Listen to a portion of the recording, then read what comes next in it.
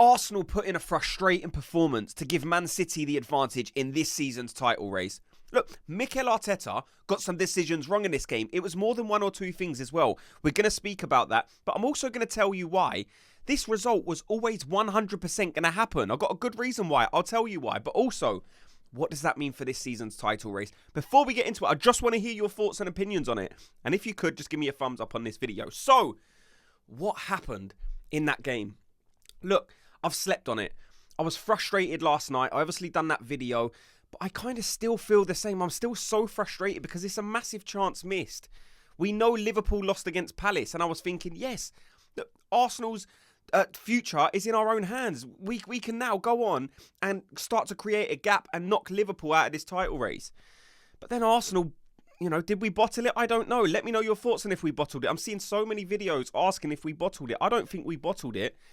I think this kind of result, to be fair, was inevitable. Look, I'm frustrated. There were some terrible performances out there that we're going to go through. Mikel Arteta, some of his decisions, baffling. Still baffled by it. Can't understand it. Need help in processing it. But this loss was always going to come. Arsenal are not at a level yet where we can expect to go 20 games unbeaten. We're just not there yet.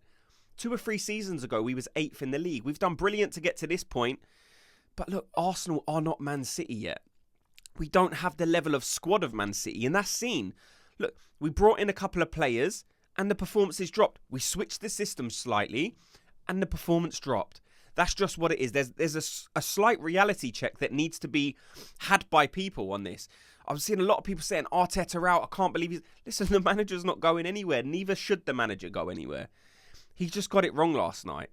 He changed the system at a time where you shouldn't have been changing the system. Was it naive? I don't know.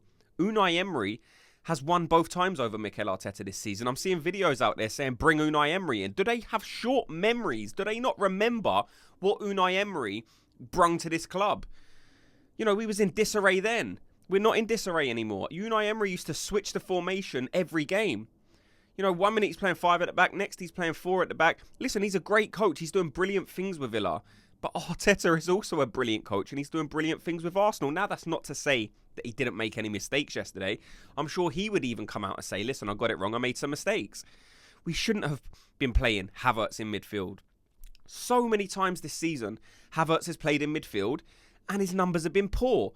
When Havertz was playing in midfield earlier in the season, that's when you had people questioning and wondering why we had brought Havertz in, because he didn't suit that position.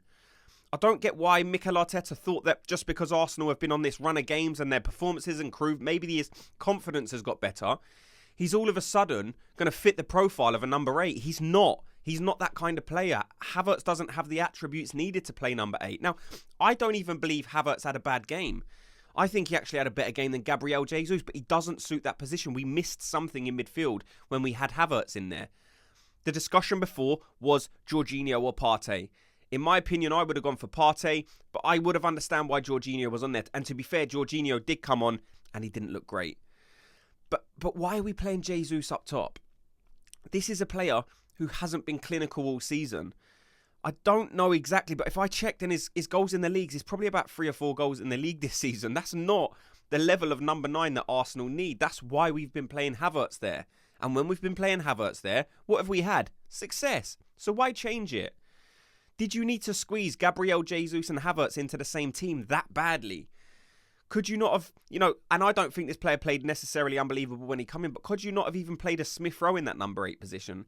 If you did want to go more attacking and have 2 more attacking midfielders, could you not have had Smith Rowe in the number 8 and then Havertz up top? Smith Rowe is okay defensively.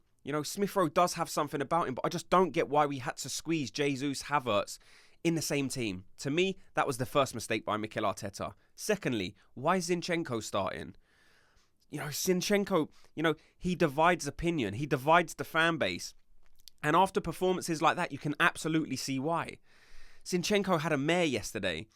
Look, if you want my honest opinion on it, I think Zinchenko can be good in games, but I do think we've outgrown Zinchenko as well. Look, when we brung Zinchenko in, what position was we in the league? What position did we just finish? Was it 8th or 5th? And he was good to take us to that next level. He was good in instilling a mindset that had come with Mikel Arteta from Man City. But that's all it was. Arsenal have outgrown Zinchenko now. He's too suspect on the ball. He gives the ball away too many times. I can't be dealing with someone who loses the ball that much. For that first goal, do you know where he was? He was in the right back position. What are you doing over there? Why are you leaving that left-hand side exposed? And to be fair, Martinelli didn't help in that situation either, because he looked over his shoulder, saw the player, and he didn't go and mark him. But Zinchenko shouldn't have been dragged that far out of position, so I'm not going to blame Martinelli. Look, I'm not necessarily just blaming Zinchenko, but it's just a culmination of errors that didn't need to happen. Another mistake from Mikel Arteta in that game was, where's Thomas Partey? Why is Thomas Partey still not being introduced into the team? Why can't he get minutes? Why did he not even feature yesterday at all? And it'll be frustrating now if he starts Thomas Partey against Bayern Munich, because that could happen. Mikel Arteta could say, right, I wasn't happy with any of the midfielders now. Let's bring Thomas Partey in for the game against Bayern Munich with no minutes in his legs, coming off a massive injury. If not, then what do? You go back to Jorginho? Maybe. But that was another mistake, not seeing Thomas Partey. And the biggest one for me was, you brought Martin Odegaard off, our best player. Now, this one has to be injury. So maybe blaming Arteta is kind of harsh, but I haven't heard anything yet to suggest that Martin Odegaard is injured or that he was carrying an injury. And if it was purely tactical, then I am purely baffled by it. I don't understand. Martin Odegaard was exceptional. In that first 45 minutes, I was looking at this player thinking, wow, this guy's got a bit of David Silva about him. This guy's got certain elements of Kevin De Bruyne about him, but mesmerisingly good. Like his shuffle that he does, to shuffle it onto that foot into the opposite foot, to create a lane, to thread the pass through an eye of a needle. I haven't seen a player with that much quality at Arsenal since Dennis Bergkamp, technically as good. Martin Odegaard was incredible, and then you hook him after, 70-odd minutes, to bring on Emil Smith-Rowe, who, like I said, doesn't excel in that number 10 position necessarily. There's just so many mistakes that we made. But look, I don't want this to seem like an anti-Mikel Arteta video, because I love the guy. I think he's brilliant. And if we are going to be balanced in our views, then there's some things we need to talk about.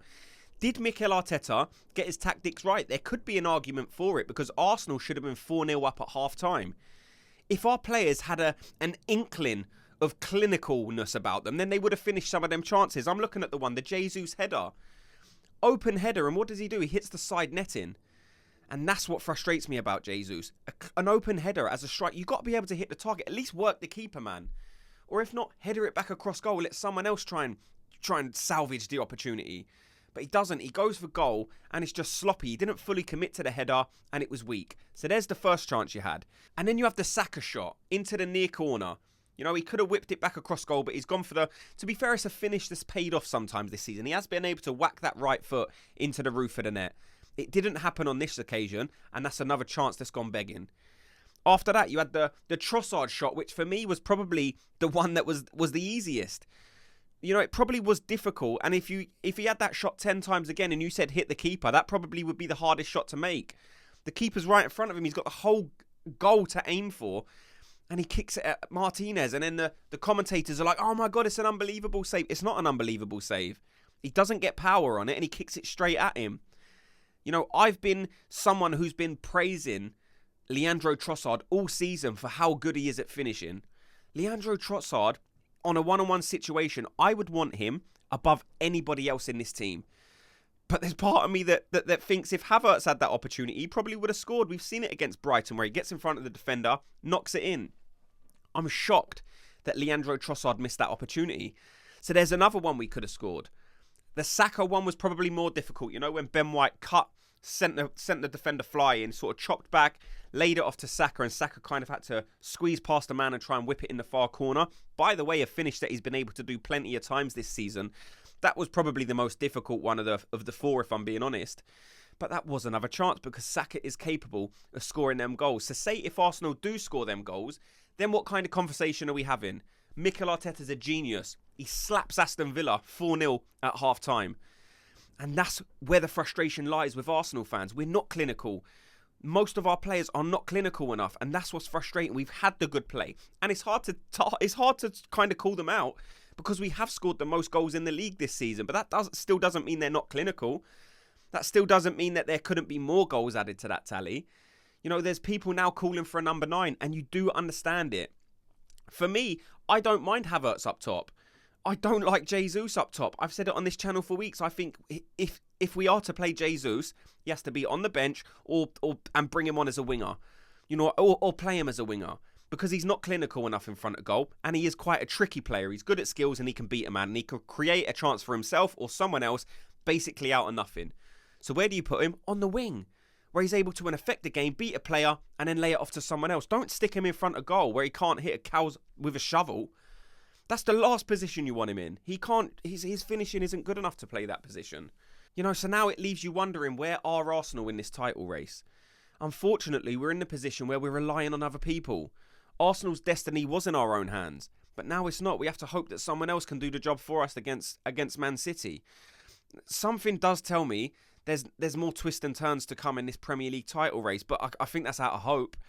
Man City are relentless. Just look how many leagues they've won. Just look how good they are in Europe. This isn't a team that falters much.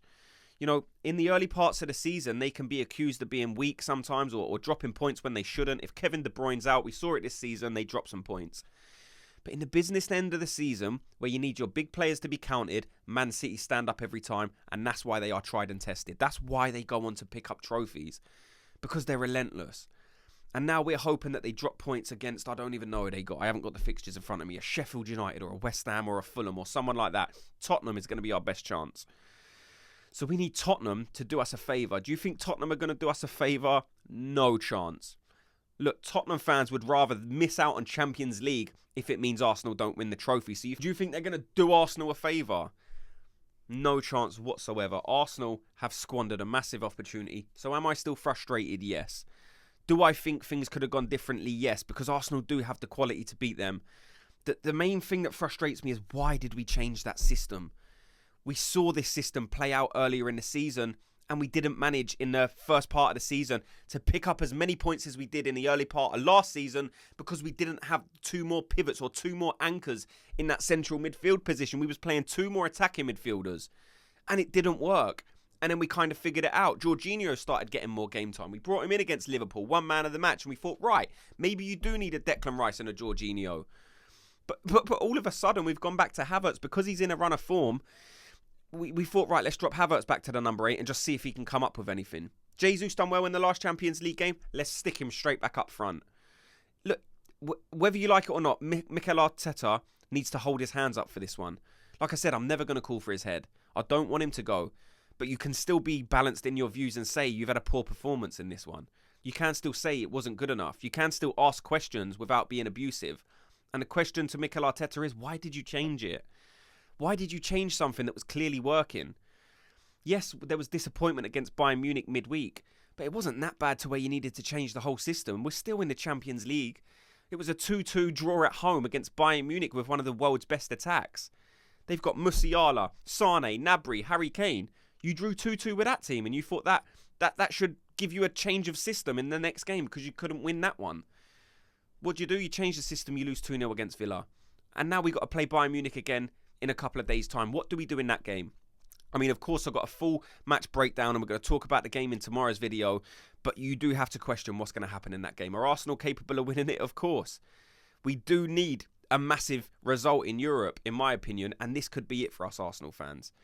We need to go to Munich and win to progress to the Champions League. If we go out of the Champions League, there's going to be even more pressure heaped upon Mikel Arteta and these players. So they need to respond. We need to go to Munich and do the business. We need to, just have some composure now. We need to go into that game and win. Thanks so much to everyone for watching and listening. Like I said, I want to hear your opinions on this. I don't just want this to be me talking to you and giving you my opinions. I want to hear what you guys think. So let me know. Where did it go wrong? What do you change in the next game? And have Arsenal just bottled the league? I wouldn't use that phrasing, but I've seen it used so many times, so let me know what you think. Are Arsenal out of it? No. Is it going to be difficult? Yes. Very difficult. Thanks so much to everyone for watching. Before you go, if you could just do me the favour of giving me a thumbs up on this video, just like it and subscribe, and I'll speak to you all in tomorrow's video. Gooners, have a good day.